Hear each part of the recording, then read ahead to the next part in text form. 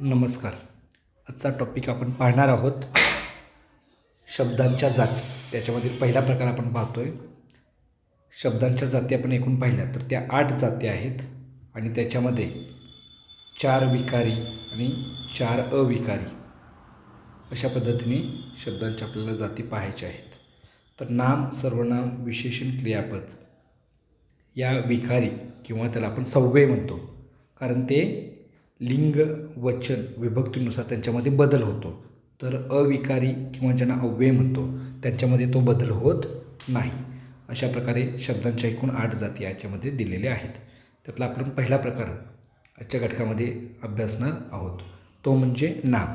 आता इथं दिलेलं आहे बघा. नाम म्हणजे ॲक्च्युली प्रत्यक्ष दिसणाऱ्या वस्तू, कल्पना, गुणधर्मांचे नाव म्हणजे आपण त्याला नाम म्हणतो. नावाचे 3 प्रकार आहेत: सामान्य नाम, विशेष नाम आणि भाववाचक नाम किंवा त्याला आपण धर्मवाचक नाम असं म्हणतो. उदाहरणार्थ कुत्रा हे सामान्य नाम झालं. कुत्रा म्हणजे जनरली कुठलाही कुत्रा, तर त्याचं मोती हे विशेष नाम होईल.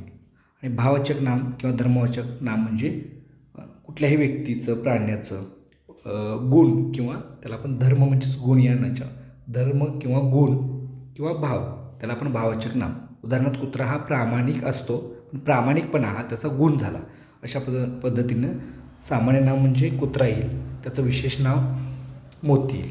उदाहरणार्थ दुसरं बघूया आपण. एखादा मुलगा म्हटलं किंवा मुलगी म्हटलं तर ते सामान्य नाम, पण मुलगा समजा रमेश मुलगा म्हटलं तर ते विशेष नामामध्ये येतं. सीता म्हटलं तर ते मुलगी म्हटलं तर सामान्य नाम आणि सीता म्हटलं तर विशेष नाम येईल. तर यावर आपल्याला TETला आणि स्पर्धा परीक्षेला प्रश्न अशा पद्धतीनं विचारतात. सामान्य नाम म्हणजे एकाच जातीच्या पदार्थातील समान गुणधर्मामुळे दिलेल्या नामाला. उदाहरणार्थ गाय, मुलगा, पर्वत, नदी. गाय कोणतीही गाय, मुलगा कोणताही मुलगा असू शकतो, ते सामान्य झालं. पर्वत, नदी त्यापैकी विशेष नाम म्हणजे त्यातली विशेष ओळख. गाय त्याचं नाव आपण कपिल ठेवलं गायीमधलं तर ते विशेष नाम येणार. मुलगा राहुल. पर्वत हिमालय. पर्वत हे सामान्य नाम, पण हिमालय पर्वत म्हटलं की ते त्याचं विशेष नाम. नदी कोणतीही, पण गंगा नदी म्हटली तर ते विशेष नाम झालं. त्यानंतर पदार्थवाचक नाम म्हणजे 1, 2, 3 या प्रमाणात मोजता येत नाहीत. उदाहरणार्थ सोने, कापड, पेट्रोल, साखर. समूहवाचक नामाला सुद्धा समूहवाचक नाम, समूहाला दिलेलं नाम त्याला आपण समूहवाचक नाम असे म्हणतो. उदाहरणार्थ बघा सेना, थवा, कळप, जथा, गुच्छ, समिती आणि गड. आणि त्यानंतर तिसरा प्रकार आहे भाववाचक नाम किंवा धर्मवाचक नाम. उदाहरणार्थ पदार्थ, प्राणी यांचे गुणधर्म किंवा भाव दर्शवणारे नाम. आता भाववाचक नामाला आपण बघूया. य, त्व, पण, पणा, ई, ता, की, गिरी, वा, आई हे प्रत्यय लागलेले असतात. हे प्रत्यय लागून भाववाचक नाम किंवा धर्मवाचक नाम तयार होतं. उदाहरणार्थ इथं बघा, सुंदर हे विशेषण आहे, पण त्याला य लागून सौंदर्य, गांभीर्य, शौर्य, धैर्य, माधुर्य असे भाववाचक नाम तयार होतात. आणि यावर आपल्याला परीक्षेला प्रश्न विचारलेले आहेत. मित्र हे नाम झालं सामान्य नाम, पण त्याला त्व जोडलं की ते भाववाचक नाम होतं. मित्रत्व, प्रौढत्व, देवत्व, मनुष्यत्व. पणा हा प्रत्यय लावून येईल. प्रामाणिक हे विशेषण आहे, पण प्रामाणिकपणा, मोठेपणा, देवपण हे काय तयार होतं, भाववाचक नाम तयार होतं. गरीब, गरिबी, शांतता, समता, क्रूरता. गरीबचं गरिबी, गरिबी हे विशेषण झालं, पण गरिबी हे भाववाचक नाम होतं. गरिबी हा गुण आहे ना, भाव आहे, धर्म आहे तो. ता जोडून शांतता, समता, क्रूरता. ई जोडून भिक्षुकी, की जोडून आपुलकी, पाटीलकी ही सगळे भाववाचक नाम आहेत. याच्यावर प्रश्न विचारलेले आहेत. गुलामगिरी, फसवेगिरी, गिरी प्रत्यय लावून, वा प्रत्यय लावून गारवा, ओलावा आणि आई प्रत्यय लावून चपळाई, महागाई, दांडगाई अशा पद्धतींचे हे काय आहेत, भाववाचक नाम किंवा धर्मवाचक नाम तयार झालेली आहेत. त्यानंतरचा आपण घटक पाहतोय तो म्हणजे नामातले पुढचा प्रकार आहे, तो म्हणजे आपण त्याला म्हणणं लिंग आणि वचन. ओके, तर हे दिसताना सोपे घटक दिसतात, पण थोडंसं बारकाईने याचा आपल्याला स्टडी करावा लागेल. पुल्लिंगीला लिंग ओळखताना एक वचन करायचं आणि त्याला तो लावलं तर ते पुल्लिंगी, ती लावलं तर स्त्रीलिंगी आणि ते लावलं तर नपुंसकलिंगी. आणि अजून एक प्रकार आहे तो म्हणजे उभयलिंगी. उभय म्हणजे दोन्हीमध्ये पण, म्हणजे उभयलिंग होऊ शकतं किंवा तो पण लावू शकतो किंवा ती पण लावू शकतो. उदाहरणार्थ मूल म्हटलं तर तो पण येऊ शकतं किंवा ती पण येऊ शकतं, म्हणून ते मूल हे उभयलिंगीमध्ये येतं. पोर म्हटलं तर तो पोर किंवा ती पोर पण होऊ शकतो, निश्चित सांगता येत नाही. दोन्ही लिंग लावू शकतात. उभय म्हणजे दोन्ही, म्हणून त्याला उभयलिंगी असा एक चौथा प्रकार आपण इथं आहे, समजून घ्या. पुल्लिंगी आणि स्त्रीलिंगी, काही वेळा लिंग बदला, लिंग ओळखा पण येईल, लिंग बदला पण येईल. तर ही सगळी नाव वाचून घ्या. बेडूक बेडकी, गोप गोपी, दास दासी, हंस हंसी, वानर वानरी, देव देवी, युवक युवती, तरुण तरुणी, नरचं नारी किंवा मादी, यातले बरेचसे प्रश्न विचारलेले आहेत. दुसरा प्रकार बघा. सिंह सिंहीण, मालक मालकीण, माळी माळीण, धोबी धोबीण, कुंभार कुंभारीण, तेली तेली. चौथ्या प्रकारामध्ये फळाफळी, लोटा लोटी, आरसा आरशी, भाकरा भाकरी, वाडा वाडी, गोटा गोटी, यावर प्रश्न विचारले. त्यामुळे हे काळजीपूर्वक वाचा, लक्षपूर्वक वाचा आणि लक्षात ठेवा. त्यानंतर भगवान भगवती, विद्वान विदुषी, राजा राणी किंवा राज्ञी, राज्ञी पण शब्द लक्षात ठेवा, हा विचारला प्रश्न. श्रीमान श्रीमती. आता इथं काही अपवादात्मक हे आहेत, ते लक्षात ठेवा आहे असं. पोर म्हटलं तर त्याला तो ती ते हे तिन्ही प्रत्यय लागू शकतात. मूल म्हटलं की तो ती ते पण तिन्ही लागू शकतात. बाग म्हटलं की तो किंवा ती.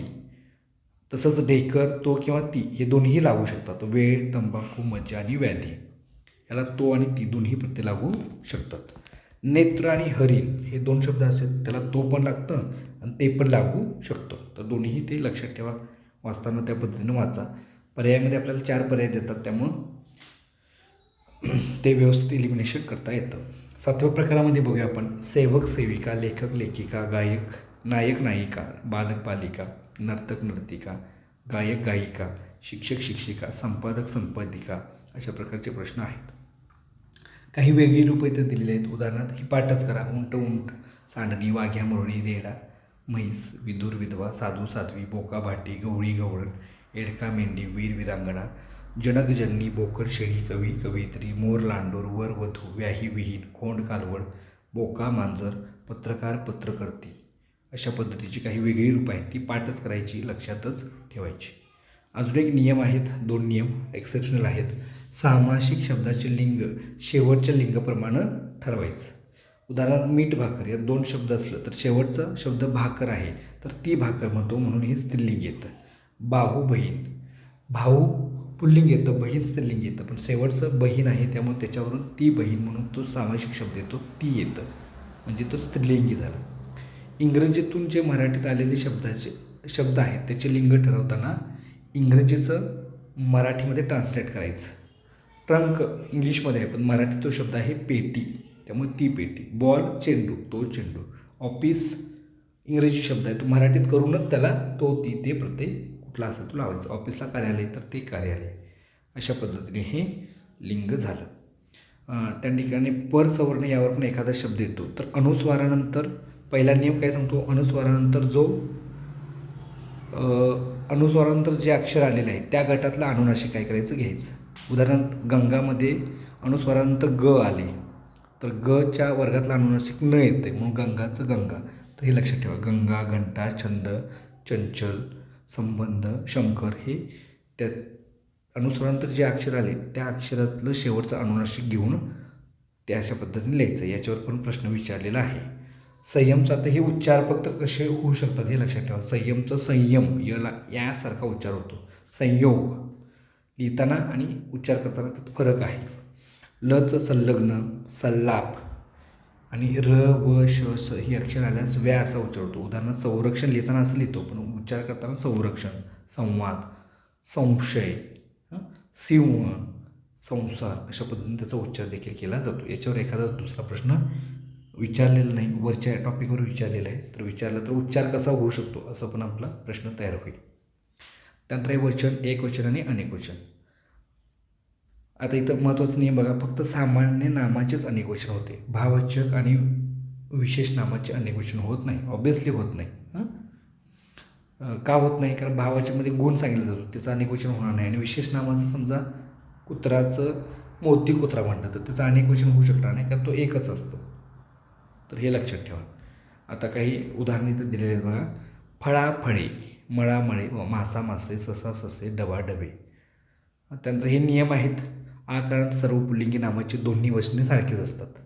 नियमापेक्षा डायरेक्ट शब्द बघा आणि त्याच्यावरून आहे असं लक्षात ठेवा. शेतकरी शेतकरी, एक शेतकरीच म्हणतो आणि एक शेतकरीच म्हणतो. तसं हे चेंडू, पेरू, दिवस, चोर, कोळी, शिंपी, तरुण, शत्रू, गहू, पक्षी, फोटो, राक्षस, सिंह, तेली, रोगी, साधू, खडू, पुत्र, धोबी, कवी, देव, वार. हे विचारलेत बरं का शब्द सगळे. साप, दगड, वाघ, गरुड आणि बैल हे सगळे शब्द एकवचनी आणि अनेकवचनीमध्ये सुद्धा येतात. आदरार्थी पुल्लिंग नामाचे एकवचन व अनेकवचन सारखेच असते. उदाहरणार्थ मामा, एक मामा. आदरार्थी म्हणतो ना आपण, एक मामा अनेक मामाच. बाबा, दादा, काका हे एकवचन आणि एकवचनामध्ये सारखेच येतात. त्याच पद्धतीने स्त्रीलिंगी नामाचे अनेकवचन कसं होतं बघा. काच, काचा, बाग, बागा, वेळ, वेळा हे विचारलेत प्रश्न. तारीख, तारखा, वाट, वाटा, धार, धारा, खारी, खारका, विहीर, विहिरी, बहीण, बहिणी, म्हैस, म्हशी, केळे, केळी, चूक, चुका, भिंत, भिंती, गवळण, गवळणी. केळे हे एकवचनीमध्ये केळे येतं, अनेकवचनीमध्ये केळी. समई, समया, भाकरी, भाकऱ्या, बी, बिया. वेलांटी उकारसुद्धा नीट लक्षात ठेवायचं. भुवई, भुवया, स्त्री, स्त्रिया, चटई, चटया, भुवई, भुवया. डबल झाले. त्यानंतर पुढं पण एक प्रकार आहे बघा. हे वेगवेगळे प्रकार आहेत. अकारांत नपुंसकलिंग नामाचे अनेकवचन एकारांत होते. छप्पर, छपरे, डुक्कर, डुकरे, फूल, फुले, देऊळ, देवळे, काम, कामे, घर, घरे, पीक, पिके, स्वप्न, स्वप्ने, तिकीट, तिकिटे, चित्र, चित्रे, मूल, मुले. उकार पण उकार, काना, वेलांटी व्यवस्थित काळजीपूर्वक अनेकवचन करताना लक्षात ठेवा. एक शेत, अनेक शेते होतं, लक्षात ठेवायचं. तर उकारांत पहिला उकार किंवा ऱ्हस्व किंवा दीर्घमध्ये असेल तर नपुंसकलिंग नामाचे अनेकवचन एकारांत होते. हा नियम आहे. तर जनरली काय नियम पाठ करायला पाहिजे किंवा लक्षात जायला पाहिजे असं नाही. डायरेक्ट वाचून आपण एकवचन अनेकवचन करता येऊ शकतं आपल्याला. वासरू, वासरे, तट्टू, तट्टे, कोकरू, कोकरे, सिंगरू, सिंगरे, पाखरू. विचारलाय प्रश्न हा. पाखरू, पाखरे, पिल्लू, पिल्ले, लिंबू, लिंबे हे बरेच वेळा विचारतात. लिंबू, लिंबे, लेकरू, लेकरे, फुलपाखरू, फुलपाखरे. त्यानंतर एकारांत ए प्रत्यय असलेल्या नपुंसकलिंग नामाचे अनेकवचन इकारांत होते. उदाहरणार्थ तळे, एक तळे आहे बरं का. तळं म्हणतो आपण जनरली. एक तळे येतं. तळे, तळी, लाटणे, लाटणी, भांडे, भांडी, रोपटे, रोपटी, घरटे, घरटी, कुत्रे असं दिलेलं आहे. ॲक्च्युली कुत्रा पण म्हणू शकतो आपण. कुत्रा, कुत्री, कुत्रे हे एकवचनीमध्ये येतं, लक्षात ठेवायचं. कुत्री, कुत्री. काही पुस्तकामध्ये कुत्रा दिलेला आहे. त्यानंतर नाणे, नाणी, मडके, मडकी, खेळणे, खेळणे एक आहे, अनेक खेळणी. रताळे, रताळी, केळे, केळेसुद्धा एक आहे की एका केळ्याला केळे असं म्हणतो. अनेक केळी झाली. घोसाळे, घोसाळी, गाडगी, गाडगी. खेडे एक आहे, खेडी अनेक आहेत. पाते, पाती, गाणे, गाणी, डोके, डोके. गाणे एक झालं, अनेक गाणी, डोके, डोके. इकारांत नपुंसकलिंग नामाचे अनेकवचन एकारांत होते. उदाहरणार्थ बघा. मोती, मोते, मिरी, मिरे. हे आयाचं पाठ करा, लक्षातच ठेवा. काही नामे नेहमी अनेकवचनी आढळतात. उदाहरणार्थ डोहाळे हे अनेकवचनामध्येच आहे. कांजिण्या, हाल, रोमांच, शहारे, कलश. त्यानंतर पुढचं सामान्य नाम अकारांत असलेल्या स्त्रीलिंग नामाचे अनेकवचन हे एकवचनासारखेच असते. उदाहरणार्थ शाळा, घंटा, भाषा. एक शाळा, अनेक शाळाच येतं. तर हे सगळे एकवचनात आणि अनेकवचनामध्ये सारखेच जातात. उदाहरणार्थ शाळा, घंटा, भाषा, प्रतिज्ञा, कन्या, नायिका, आज्ञा, शिक्षिका, लेखिका, शंका, कला, प्रार्थना, दिशा, गायिका, सभा, पूजा, महिना, विधवा, विद्या आणि बालिका. हे काय पाठ करायचं नाही. फक्त एकदा दोनदा वाचलं की ते लक्षात येतं तुम्हाला. एकवचनामध्ये आणि अनेकवचनामध्ये तेच राहतं. इकारांत असलेल्या स्त्रीलिंग नामाचे अनेकवचन याकारांत होतं. बातमी, बातम्या, वही, वह्या हे सोपं आहे. आपल्या नेहमीच्या ह्याच्यातले शब्द आहेत हे.